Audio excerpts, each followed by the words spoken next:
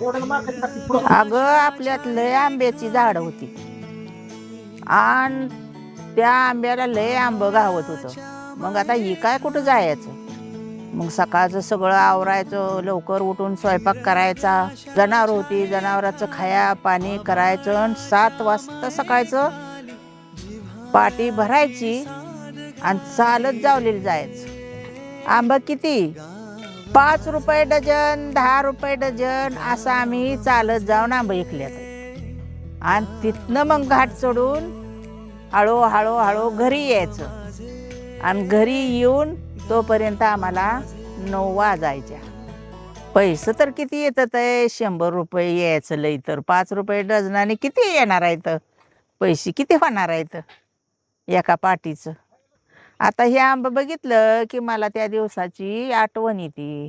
आम्ही जात होतो इकायला पाट्याची पाट्या घेऊन आणि आता आंब मिळत नाहीत.